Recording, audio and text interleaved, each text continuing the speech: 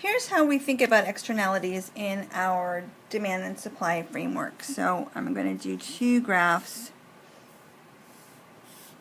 one for positive and one for negative externality.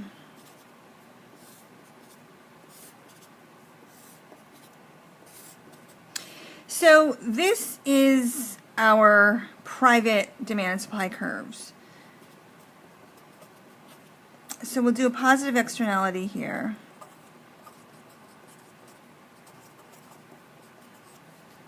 And the idea is that there's some benefits that other people are getting. So this is only including the benefits to the person making the decision. And there's some other benefits that other people are getting. There's some social benefit. And when we add that to the demand curve, we get a new demand curve that includes everything, private and social. Or sometimes they just call this social, meaning that includes, since this person was part of society also, so it's the benefits of that one decision maker and the others. And you can see that our quantity based on the private demand curve only is less than, we really want to be here. This is our Q star based on the social benefit. So here, people are doing it as long as the marginal benefit reflected in the demand curve is greater than or equal to the marginal cost. The price here. But they're stopping here, and there's this extra benefit that they're not counting in. If they thought about that and the price was here, they would be going out to this point. Right, so here is a deadweight loss from the externality where these units aren't being produced unless you do something, like unless you have some regulation to say we've got to get everybody to this QS, or unless there's a incentive so that people are going to, the private demand curve would shift out, maybe shift it right out to where it should be.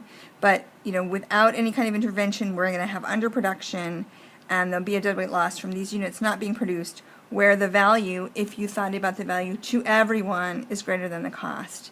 But because the value to the one person deciding is not greater than the cost, it's not happening. Over here, we're going to do a negative externality. And with a negative externality, we move the supply curve. So this is the private costs of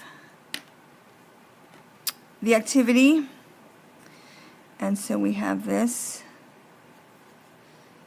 situation, but this, they're only thinking about their own costs. There's some more costs happening that other people are experiencing, so if we include those, in here is the external cost. So then we have this supply curve, which is the social, and the private. It's all the costs, the individual firm, and the spillovers to others, and you can see that we would really like to be here.